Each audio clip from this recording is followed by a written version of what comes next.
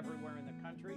We're going to see inflation go up. The costs at the grocery store will be impacted. Fertilizer will impact the growing season for farmers around the world. And as you just said, the Strait of Hormuz is not open. And if the goal was regime change, we have Ayatollah 2.0 in place, his son, more angry, more radical, more likely to be aggressive. Yes, we've sunk a lot of their official navy. No, we haven't weakened their ability to shut the Strait of Hormuz. Yes, we've blown up a lot of ballistic missiles.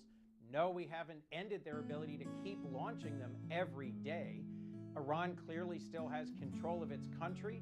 It has control of drones and small, fast boats and missiles that continue to strike and threaten American bases, American embassies, and our partners and allies throughout the region. So it is unclear to me what's been accomplished.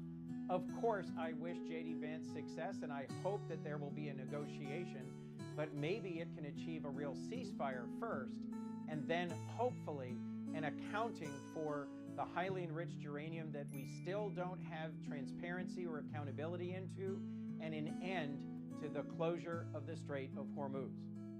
The United States has stopped striking Iran, inside Iran, Israel as well. Other than that, do you think it can be called a ceasefire, a 2-week ceasefire? It really can't. If the core thing that Iran is doing, squeezing off world commerce through the Strait of Hormuz, is still happening, and frankly, if bombing is continuing throughout the region. So it's not a ceasefire yet, although the reduction in active hostilities is a positive thing. Look, President Trump's despicable Easter morning tweet threatening to erase an entire civilization is something that Americans need to think deeply about and that Republicans in Congress need to speak out about.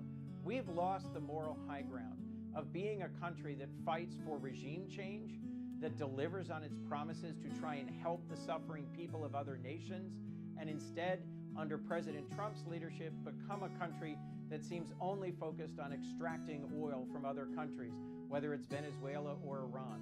He's weakened our alliance with NATO, most of which is angry at him for his mistreatment and disrespect of them, and it has encouraged and emboldened Iran, Russia, and China. This week, President Trump needs to decide whether to continue the sanctions relief that he's giving to both Russia and Iran that has dramatically increased how much they are profiting off this war. I hope and pray that he doesn't. What are your expectations for Vice President J.D. Vance? We're, again, waiting for him to depart.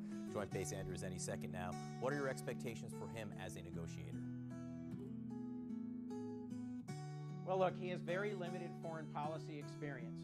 I'm at least relieved that he is leading this, not a former real estate developer from Manhattan who has zero international experience, a buddy of President Trump's who's been leading much of the negotiations with Russia and Ukraine, with Israel and the Palestinians, represented mostly by Hamas and the Palestinian Authority.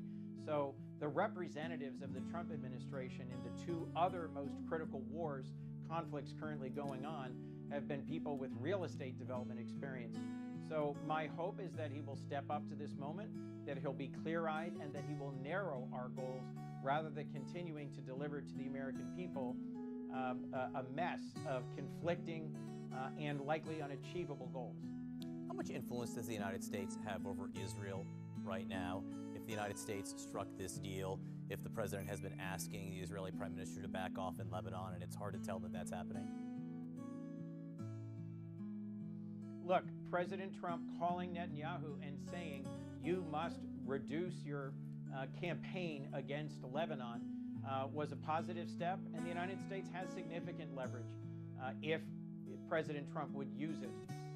Part of what anyone could have predicted about this war with Iran is that when President Trump said it was a war of regime change, that the Iranians would use every weapon and tool at their disposal, including making it a regional war, bringing in a dozen other countries that they have struck. And so, frankly, President Trump has a lot of work to do to reduce the efforts made by Prime Minister Netanyahu, who has also tried to regionalize this war. Well, security is tight in Islamabad as US Vice President J.D. Vance makes his way there to meet Iranian representatives face to face. It is 6 p.m. in Pakistan. It is 5 p.m. here in Abu Dhabi in the UAE. From our Middle East programming headquarters, I'm Becky Anderson. This is Connect the World.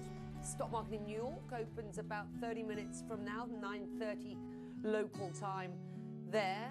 US futures flat amid Iranian uncertainties just after 9 in the morning there. So as I say, back there at the bottom of the hour. We begin with the countdown to the first talks between the US and Iran since the war began more than 40 days ago. The US Vice President, who is leading the